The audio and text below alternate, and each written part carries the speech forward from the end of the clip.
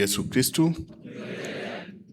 Mwashamu Baba Askofu Msomba, Mheshimiwa mkuu wa shirika na wasaidizi wako, waheshimiwa mapadre, watawa mlioko hapa, vijana wetu mliopewa leo unovisi, mliofunga nadhiri za kwanza na kupewa umisionari.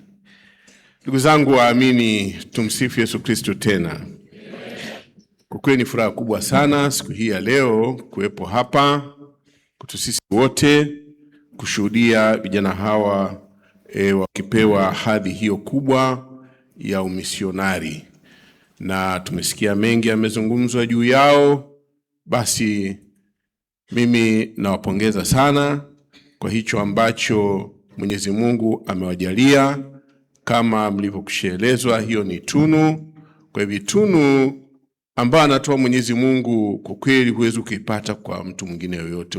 Utapata kinachofanana, lakini ni ile ambayo imetoka moja kwa moja mikononi mwake Mwenyezi Mungu, hutaipata mahali pengine popote. Kwa hivi kama ni kitu cha thamani, basi kipendeni kwa mapendo makubwa, mkithamini kwa imani iliyo kubwa zaidi, mkitendee kazi vizuri kabisa.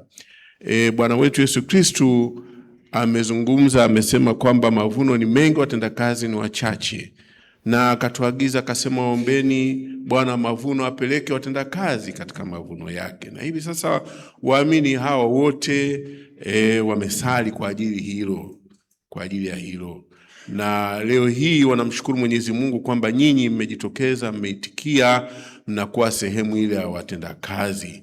Kwa hivi endeleeni kukishikilia hicho, kwa sababu wamewatendea kitu kikubwa sana, kukesha kwa ajili yenu, kusali kwa ajili yenu, na tutaendelea hivyo hivyo.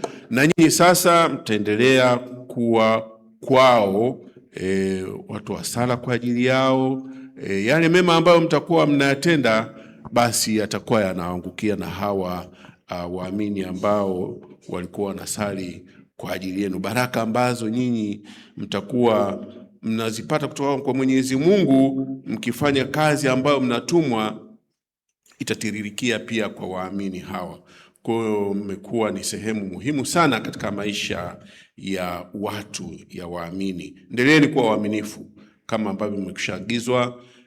Hakuna siri katika maisha haya isipokuwa tukua mwaminifu kwa Mwenyezi Mungu, kwa karibu na Mwenyezi Mungu, kwa mnyenyekevu, mtu wa upendo. Nyenyekeeni kabisa siku zote.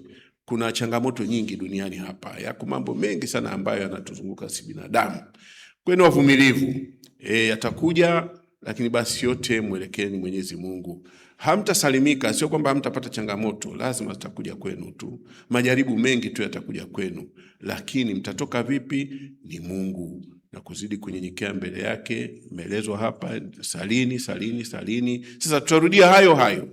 Yesu Ekaristi yupo, mzidi kumwomba. Yeye ndiye aliyewaita.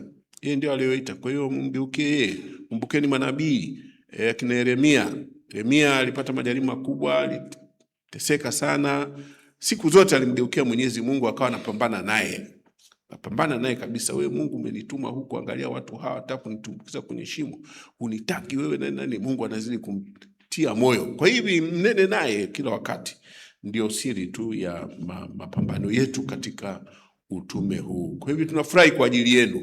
Mimi zangu nimealikwa jumuiya hii, lakini kwa namna pekee kabisa kuja kwa ajili ya mmoja hapo, mmemsikia jina lake likitajwa, linafanana na la Mdoe. Ni kijana wetu, babake yuko hapa, ni ndugu yangu, ni kaka yangu, na baba zake wako hapo. Sijui kama wapo mpaka sasa hivi. Hebu simameni basi waone babake. Alois yuko wapi? Kule nyuma, yule babake mdogo, babake mwingine nimeona hapa wengi tu. Babake yule kule kwenye pembe ile, na yule babake mdogo, na wengine wametoka nje. Ana dada yake sister yule pale, yule anayeng'ara pale mweupe. Basi na wengine wako humu. Tunamshukuru Mwenyezi Mungu kwa kweli kwa ajili ya kijana wetu, lakini tunamshukuru Mwenyezi Mungu kwa ajili ya nyinyi wote ambao wengine hapo wametoka mataifa mbalimbali Nigeria. Mimi hayakutajwa mataifa, lakini kiona tu jina najua huyu wa Nigeria, huyu ni mtani wa jadi kutoka hapo kipande ingine. Umeona kina Omolo wale kina Otieno. Umeona basi na wengine nimesikia Kongo, Msumbiji ni ndugu zangu. Mimi niko kule Mtwara na walindieni, tunawalindia mipaka yenu. Hawa ni ndugu zetu. Pana vurugu pale, lakini basi siku hizi Mwenyezi Mungu ametusaidia, pamepoa. Kwa hiyo tunamshukuru Mwenyezi Mungu sana kwa ajili yenu vijana wetu, endeleeni kuchapa kazi. Mungu anawapenda, taifa la Mungu linawapenda. Tunaendelea kuwaweka mikononi mwake Mwenyezi Mungu ili muweze kusafiri salama. Hiyo safari ambayo leo mnaianza kwa namna ya pekee, msafiri salama na Mungu awe juu yenu. Tumsifu Yesu Kristo.